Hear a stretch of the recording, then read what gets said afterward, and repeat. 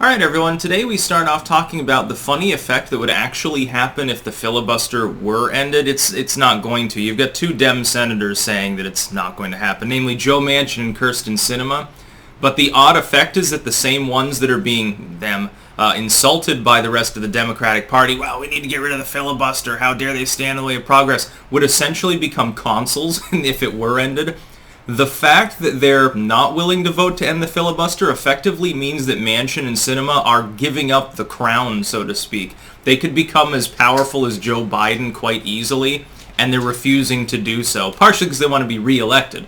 It's better, instead of being a king for the day, they'd rather actually have a longer-term career, which especially for Sinema, who's fairly young, makes sense. She's from Arizona. Her constituents, I don't think, would look too fondly on that.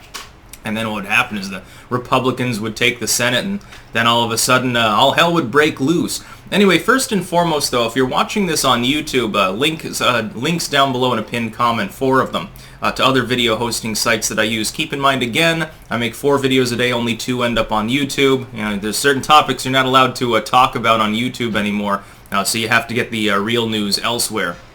But this one's a no-brainer. I was thinking about this the other day. In the current situation in the Senate, you have a 50-50 split, which means effectively the Democrats, because of course they have the vice presidency with Kamala Harris as the tiebreaker, effectively they run the Senate.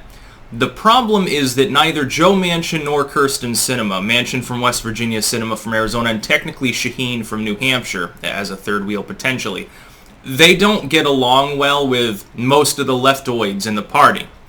They oppose most or all of what people like AOC, Bernie Sanders are peddling. Part of this is ideological. In Manchin's case especially, I think that he genuinely doesn't go that way. In Sinema's case, I think it's more self-serving, and that's the other part, is it's potentially for career purposes. If I represent West Virginia, a state that's 60% Republican loyalists, and I want to be re-elected as a Democrat, I have to act effectively like a Republican, a moderate Republican. Joe Manchin's makes more sense than most of the rhinos. With Sinema, in a more slightly tilts red state, like a 52-48 state, she still has to at least keep up appearances to avoid potentially being primaried out, to avoid, by someone who's more willing to be a Manchin-is person. If she doesn't, Shaheen, in essence. New Hampshire leans vaguely blue, but Shaheen traditionally, typically has been effectively a blue dog sort of figure. What you have in this situation is that if the filibuster were ended, so let's say that you get rid of it, because right now the Republicans can use the fact that you need a 60-40 in the Senate to pass some forms of legislation. The Republicans have 50 votes, so you need to woo a lot of Republicans over to the other side to pass much of anything. Like the infrastructure bill is essentially DOA unless they negotiate with the Republicans. This incenses the leftists, because in order to get the GOP on board, they have no choice but to basically abandon everything that AOC, I know she's not a senator, but she's part of the geek squad that doesn't understand the difference between the two legislative bodies. AOC or Bernie Sanders, Elizabeth Warren sometimes, they essentially have to pedal back all of that, get rid of it, which means they actually risk losing. The Democrats literally risk having the Republicans jump on board with their bills and having some Democrats not vote for it because they're far left, which makes the Democrats look real goddamn schismatic, and it would be very hilarious, and it's an optics fail.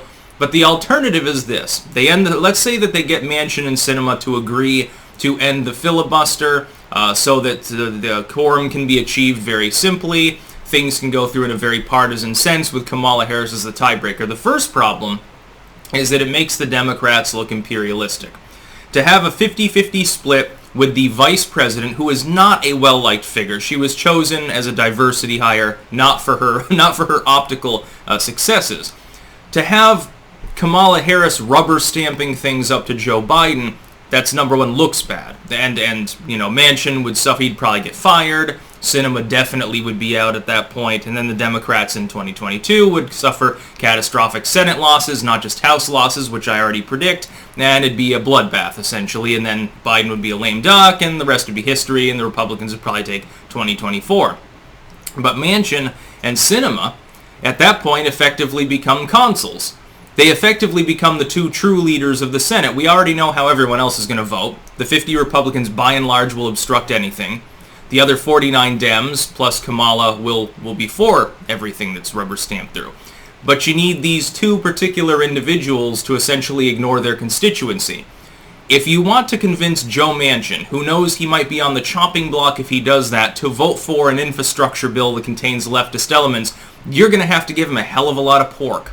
Because in order to ingratiate the people of West Virginia and to keep that incumbent advantage, you need to make damn sure that West Virginia is doing really well. Arizona too. You might see Shaheen in New Hampshire do the same thing. They would essentially parasitize every bill as it moves through the Senate and obstruct it themselves and say, "Whoa, hey, Schumer, hey, Bernie, hey, all the other Democrats, you need my vote. It can't pass without my vote. By the way, if Democrats obstruct Democratic legislation, oh God, the optics fails arguably worse than the alternative of just being stalled out over and over. If you want my vote, here's a list of preconditions. I want $100 million for this bridge in Charleston. I want $500 million for this urban renewal plan. I need $55 million more over here because we need to clean this swamp over here up because there's like iron tailings in it." And Sinema would come along. "Oh, I need like a couple billion in subsidies for this program that we've got to attract tourism to Arizona. Phoenix needs a new highway system. The federal government can fund that. Certainly you can expand the highway system through Phoenix. I want high-speed rail. I want a new airport terminal. I want $95 billion over here because reasons. The sand is too dirty, so we need to clean it up."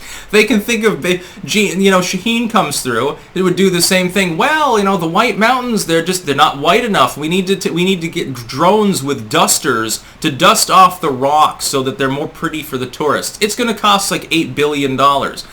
Any insane pork barrel spending you could conceive of would essentially have to be given to these individuals to keep them in partisan line because they represent constituencies that are not the same as fucking AOC's far left 80% Dem district or something like that. It was great, that special election the other day in New Mexico. The Democrats are crowing about how they held the seat, and it's like this is like a 70-30 Democratic district. To keep in mind how worried the Democrats are right now, they were worried about losing a district that they carried by like 20 points the last time around. They were actually worried about this, and Maddow's doing like fluff pieces on the fact that they held it. That's an accomplishment. You mean you didn't lose yet another massively blue zone to the Republicans? Oh my God, you're really winners, aren't you? The Democrats are the schismatic party. It's funny to watch them try to invert reality and do a 180 on the way things really are. Manchin and Sinema especially, though, would be able to extract whatever they want. And keep this in mind. Right now, the Dem lay people and the far left are lambasting these two individuals. My God, how dare they do their job and represent their constituents' wishes, which is specifically what a senator is for, as opposed to representing what Chuck Schumer and Joe Biden and Bernie Sanders want. How dare they obstruct the party? So all the partisans are very, very angry. So you're calling Manchin and Sinema names, yet demanding that they essentially become consuls. You're attempting to give them more power, and their reluctance to accept it is rankling you. In order to maintain the decorum of the Senate that's been traditionally there for a very, very long time. I love it. You talk about, well, the filibuster is just a relic of Jim Crow.